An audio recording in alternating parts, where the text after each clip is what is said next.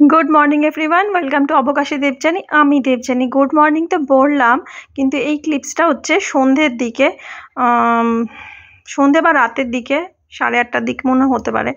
Husband এসে বলছে একটু একটু খিদে খিদে পাচ্ছে, দুটো ব্রেড সেকে দাও তো। তাও আমি বললাম যে শন পাপড়িটাও তো খাওয়া হচ্ছে না, এই শন পাপড়িটা না অনেক দিন হয়ে গেল, মানে পয়লা বৈশাখের সময় মনে হয় দিয়েছিল, আমাদের যে সবজির দোকানটা থেকে আনা হয় সেই দোকান থেকে এটা মনে হয় দিয়েছিল শন পাপড়ির প্যাকেট। আর খাওয়াই হয়নি, ভুলেও গেছি, মনেও নেই। তো এখন মনে পড়াতে তখন এই বার করে খাচ্ছি। আর আমার না প্লেন শনপাপড়িটা খেতে ভালো লাগে। একটা সময় শনপাপড়ির পুরো একটা নেশা ছিল, মানে খেতে এত ভালোবাসতাম। তারপর দেখো ওই রাতের দিকে একটু পান্তা ভাত, আগের দিন রাতের ভাত, সেটাকে জল দিয়ে রেখেছিলাম। দুপুরে খাবো বলে খাইনি, কিন্তু রাত্রিবেলা দুজনে একটু আলু পেঁয়াজ ভাজা দিয়ে খেয়েছি। এটা পুরো একদম পান্তা ভাত, এইটাই খেতে বেশ ভালো লাগে, একটু টকটক হবে, ভাতটা একটু গলে গলে যাবে। তো অনেক দিন বাদে নিয়ে বসেছি। সেই একদিন শীতলা পূজা হয়েছিল, সেই দিন পান্তা খেয়েছিলাম, আর আজকে পেঁয়াজ রসুন পেঁয়াজ আলু দিয়ে ভাজা দিয়ে পান্তাটা খাচ্ছি। কিছু রান্না নাই, রান্না বান্না করাই আছে, শুধু এখানে একটু মুসুর ডাল সকালেই আজকে ভিজিয়েছি। সকাল থেকে এখনো ব্লগ শেয়ার করতে পারিনি, ব্যস্ত ছিলাম। টিফিন খেয়েছি, সেই ভিডিও ক্লিপসগুলোও তোলা হয়নি। মানে আজকেও কফি খেয়েছি, ব্রেড খেয়েছি, ডিম সেদ্ধ খেয়েছি, ওগুলো আর ভিডিও তুলতে পারিনি, মানে তাড়াহুড়ো ব্যাপারটা ছিল। আর এই যে ডালটা ভিজিয়েছি, আজকে সকালেই ভিজিয়েছি, কারণ ও বলেছিল যে পেঁয়াজি খাবে, পেঁয়াজি দিয়ে পান্তা খাবে। তারপর সকালে বললো না, কালকে পেঁয়াজ দিয়ে আলু ভাজা খেয়েছি, তো ডাল দিয়েই বড়া খাবো, তো মসুর ডালের বড়া করব। এটা এখন বেটে নেবো, কারণ ওয়েদার না, কারেন্ট এখন প্রচুর যাচ্ছে, সারাদিনে 3 ঘন্টা তো যাবেই, রাত্রে 1 ঘন্টা করে, তো 1.5 ঘন্টা করে যাচ্ছে, সারাদিনে টুকটাক যাচ্ছে। তাই বেশি দেরি করবো না, এটাকে বেটে নেবো লঙ্কা দিয়ে, কাঁচা লঙ্কা দিয়ে। আর এই যে এটার মধ্যে সকালবেলাতেই জল দিয়েছি, এটাতে সকালেই আজকে জল দিয়েছি, জল দিয়ে আর করা হয়নি, যাই হোক। আর এটা হচ্ছে পোষ্টি ভাত মনে হয় বলে, এটা পান্তা না, এটা পোষ্টি ভাত বা জল ঢালা ভাত। মানে এবেলার ভাত ওবেলা খেলেও তাই, আর রাতের বেলা করেছি এবেলা হলো। মানে পান্তা ভাত হয় সেই নরম নরম মতো হবে, একটু টকটক স্বাদ হবে, ওটাই আসল পান্তা, ওটাই বেশি ভালো খেতে লাগে। ওটা ধরো কাল রাতে করলাম, আজকে রাতে যদি খাই ওরকম একটা হয়ে যাবে, ওটা খেলেই বেশি ঘুম হয় ভালো। যেটা আমরা কাল রাতে খেয়েছিলাম, মানে পরশু রাতের ভাত কাল রাতে খেয়েছিলাম, দুপুরে খাবার ভেবেছিলাম, খাওয়াইনি, রাতে খেয়েছিলাম আলু পেঁয়াজ ভাজা দিয়ে। গরমকালে এরকম খাবার খেলে ভালো, আবার কাজেও একটু ফাঁকি হয়। আসলে কি করব, দুপুরে এত গরম না, রান্নাঘরে কাজ করতে পারছি না। তো আজকে এই আমাদের রান্না বান্না, এটাকে এখন বেটে নিই, তারপর খাওয়ার সময় ভাজবো। দেখো বাইরে কি রৌদ্র, আর এই যে বুলবুলি চান করে এই যে জলগুলোকে ফেলেছে। হাই, দেখেছো কি কাণ্ড, আমার পদ্ম গাছ কে খেলো বুলবুলিতে, ওটা আমাদের সিডস মতো দানা মতো হয় না, ওটা খেয়ে নিয়েছে। কুটুস হলে তো এদিক ওদিক ফেলতো, দেখতে পেতাম, সেটাই তো না, কি জানি। এই হচ্ছে আমার কাণ্ড। দেখ, কাঁচা লঙ্কা পাড়তে আসলাম, কাঁচা লঙ্কা দিয়ে বাটবো। হাজবেন্ড বলে কি গাছের কাঁচা লঙ্কা খাওয়া যায় না, প্রচুর ঝাল, বেটে দেবো, হয়ে যাবে। অনেকগুলো আছে, যত তুলবো তত হবে। কি সুন্দর গন্ধ বেরোচ্ছে। আরো আছে, থাক, ওগুলো আবার পরে, এতগুলো তো আর দেবো না, 3টে হয়তো দেবো। বাহ, আজকে একটা মাছ রস ফুটেছে, কিন্তু আমার পদ্ম গাছের দানা কালকে পর্যন্ত দেখলাম, আজকে নেই।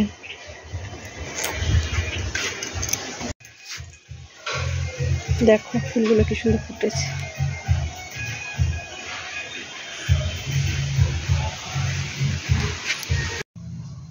তো গত বছর এই ফুল গাছটা কিনেছিলাম, দুটো কিনেছিলাম, একটা লাল আর একটা এই কালারে। তো এই কালারটা ফুটেছে, মানে ফার্স্ট লাভ, প্রথম প্রেম। আর এই কালারের ফুল গাছটা না ঝরঝর করে বাড়ছে, কিন্তু লালটা কিছুতেই বাড়ছে না। তো দেখো এখন এই যে কি বলে ডালটা বেটে রাখছি, ওই যে বললাম লোডশেডিং যখন তখন হয়ে যায়, তাই জন্য একটু বেটে রাখলে ভালো হয়। আর আগের দিন রাত্রিবেলার ক্লিপস শেয়ার করলাম যে পান্তা ভাত খেয়েছিলাম, আর তো রাত্রিবেলাতেই প্লেন ভাত বানিয়ে নিয়েছিলাম আজকের দিনের জন্য। আর আজকের দিনও বলছি, ভিডিওটা বেশ কয়েকদিন আগের হয়ে গেছে, ডেটটা আমার মনে পড়ছে না বা দিনটা মনে পড়ছে না, কারণ অনেকগুলো ভিডিও শিডিউল করা ছিল, তো এই ক্লিপসগুলো জুড়ে জুড়ে রেখেছিলাম। আজকে ভাবলাম এগুলো এডিট করে তোমাদের সাথে শেয়ার করি। তো সেই আর গাছ থেকে কটা কাঁচা লঙ্কা তুলে নিয়ে এসেছি, বেটেও দিলাম আর কয়েকটা কুচি করে এখানটা রাখলাম, পরে এটা ভাজবো। তো হাজব্যান্ড বলেছিল পেঁয়াজি ভাজতে বা ডাল, তো ওই ডালের বড়াটাই করেছি, রাত্রিবেলা পেঁয়াজি করে। আর এদিকে কটা বাসন আছে, ভাবছি খেয়ে নিই।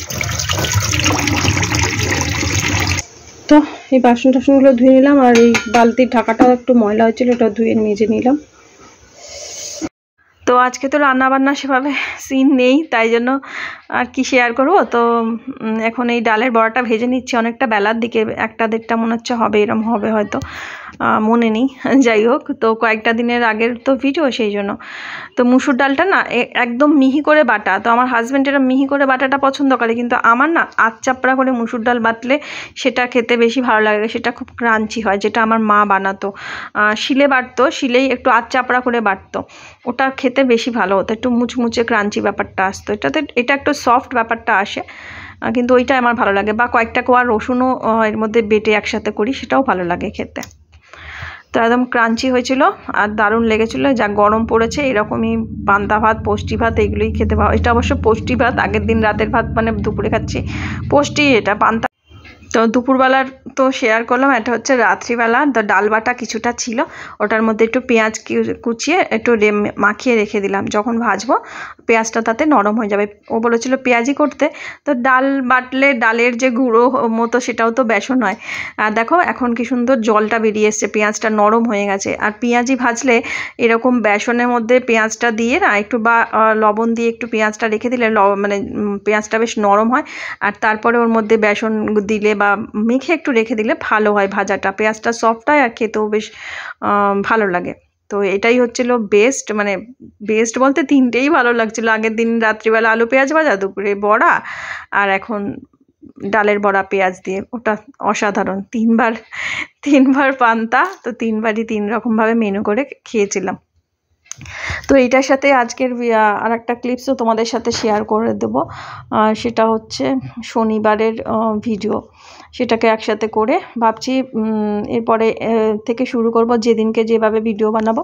হ্যাঁ, 1-2 ভিডিও হাতে বানানো থাকলে খুব ভালো হয়, কারণ শরীর টরীর খারাপ হলে অটোমেটিক সেটা পোস্ট হতে থাকে, এটা একটা ভালো ব্যাপার আসে। কারণ এই সপ্তাহটা আমি সেভাবে ভিডিও করিনি, যে কটা ভিডিও বানানো ছিল এই কটা দিন ওই যে শিডিউলভাবেই চলেছে। তো রাত্রিবেলা এই যে পেঁয়াজি আর পান্তা ভাত খাওয়া দাওয়া হলো। তো দেখো সকালবেলা, এটা হচ্ছে পরের দিন, এটা হচ্ছে শুক্রবার। হ্যাঁ, শুক্রবার দিন সকালে কিছু বাসন ছিল, সেগুলো সমস্ত পরিষ্কার করে মেজে টেজে গুছিয়ে রেখেছি।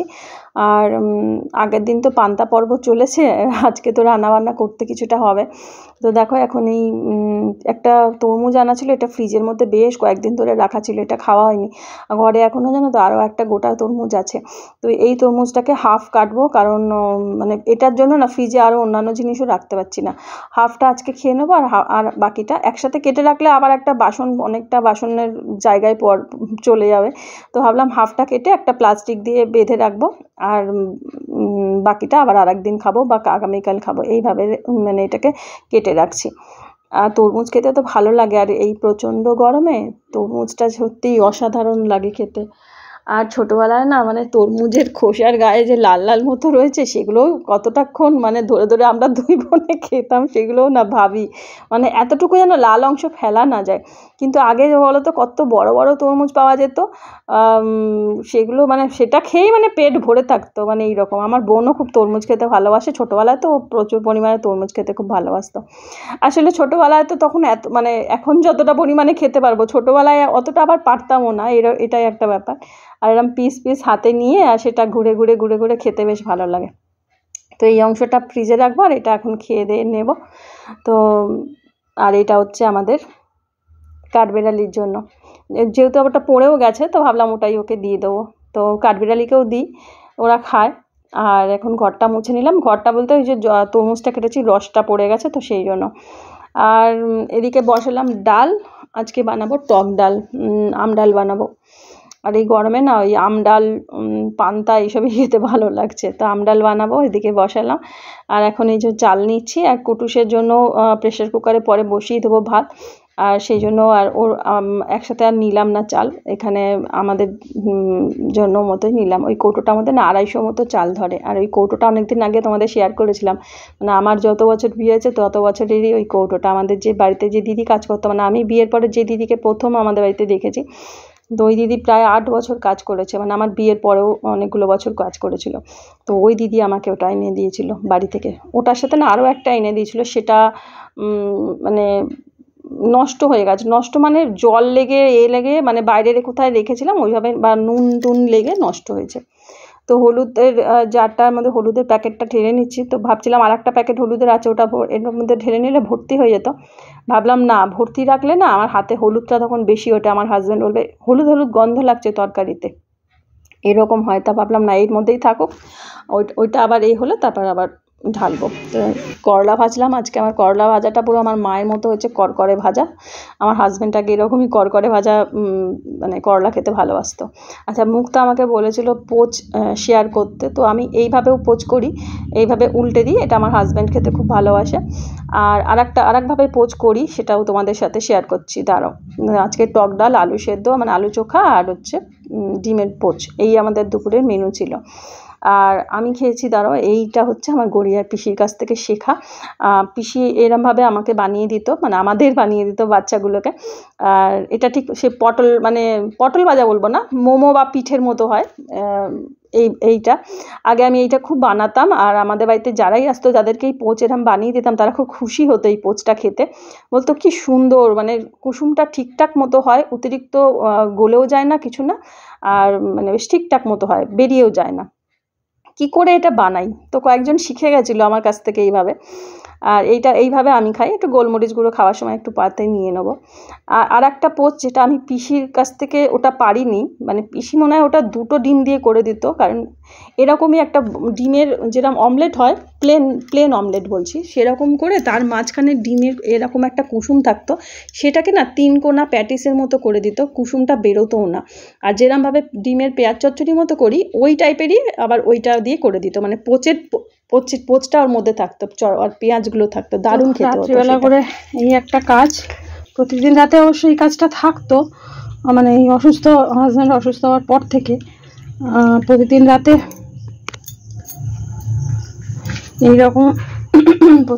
এরকম শাক টাক ধুয়ে তারপরে একটু এরকম তুলে তারপর মিক্সির মধ্যে রেডি করে রেখে দিতাম, কারণ কারেন্টের ব্যাপার তো। সকালবেলা দেখলাম হয়তো লোডশেডিং হয়ে গেলো, যাতে ঝট করে উঠে বেটে নিতে পারি, এই হচ্ছে ব্যাপার। তো এখন হচ্ছে বাটাবুটির সিন নেই, এখন হচ্ছে এটা ধোয়া, কিন্তু শাকগুলো যখন প্রথম আনা হয় একদম ধুয়ে টুয়ে রাখি, তারপরে আবার শাকের পাতাগুলো ছাড়িয়ে রেখে দিই, আবার যখন ইউজ করি তখন আবার একটু ধুয়ে নিই। 2-3 বার এমনি বাটিতে করে ধোয়া গেছে, এখন এই আলতো করে লাস্টে তুলছি। আর এটাতে এখন তুললাম, এর মধ্যে জল দেবো, আর এটা ফেলবো, এই জলটা ফেলে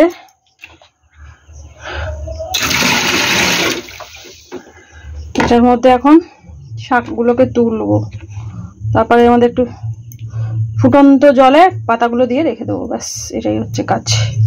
তো এটা কমপ্লিট, অফ করলাম। আর এটা বানাতে আমি একটা কাজ করলাম, আজকে রাতে বাসনটা মেজেই রাখলাম, কারণ রান্নাঘরে সেই রয়েছি, ট্যাঙ্কেও জল তুলছিলাম, দাঁড়িয়ে থাকবো কেন, বাসনগুলো সব ধুয়ে রেডি করি। আর সকালে আসলে সব কাজ করব, কারণ প্রচণ্ড গরম রান্নাঘরে, প্রচুর অসুস্থ হয়ে যাচ্ছে আমি এই করে। আর সব ধোয়া গেছে বাসন, সকালে এসে টিফিন বানাবো, আর সবার আগে এসে তো এই শাকটা দিতে হবে, ব্যাস অনেকটা নিশ্চিন্তে। এখন আমি গা ধুতে যাবো, এসে এবারে ঘুম দেব। কুটুসেরও খাওয়া হয়ে গেছে, কি করছে কুটুসকে জানে। কুটুসু এক্ষুনি ছিল, আরেকজন সেই পোকা নিয়ে বসেছে।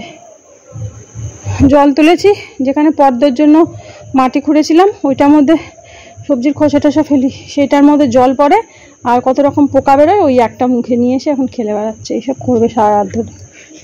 আর তো সকালবেলা পড়ে পড়ে ঘুমাবে না। স্নানে যাই, জিনিস দেখাই। দেখো এখানে সবজি কেটেছি, সবজির খোসাগুলো ফেলিনি, রাতে আর ফেললাম না, ঘরেই আছে। তো এই টুকটাক বাজারের দিকে গেছিলো, ফেরার সময় বলেছিলাম পেঁয়াজটা নেই, পেঁয়াজ আনবে, তার সাথে আবার শুধু পেঁয়াজ আনবো, তাহলে কাঁকরোল নিয়ে যাই। আর একটা জিনিস শেয়ার করি, এই একটা এঁচোড়টা কতটা ক্যামেরায় বোঝা যাচ্ছে জানি না, এঁচোড়টা কিন্তু বেশ ছোট্ট। তা আমার দেখো এঁচোড়ের গাটা কিন্তু দেখো ছড়ানো, ছোট এঁচোড়ে একটু গিজি গিজি মতো হয়, সেটা নয়।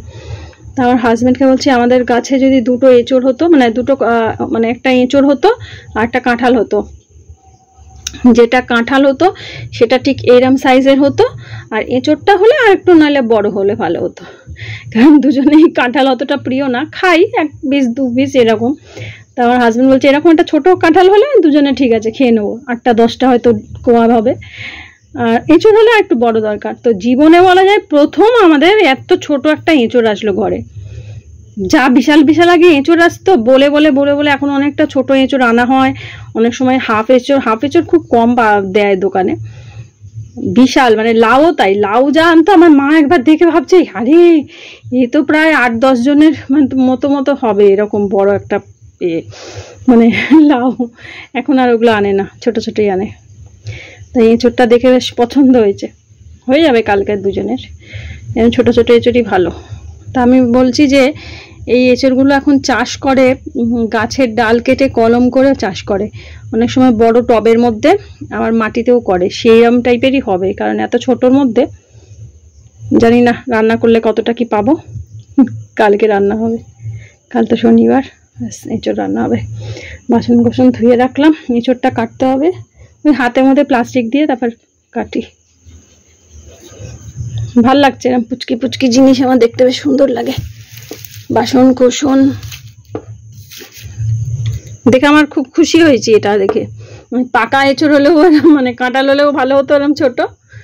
এটা ঠিক আছে, আলু টালু দিয়ে বাড়িয়ে দেবো। তাই আমাদের অনেকটাই এঁচোড় আনে, আলু টালু দিয়ে আরো বেড়ে যায়, 2 দিন ধরে খাই, এটা নয় 1 দিন খাবো।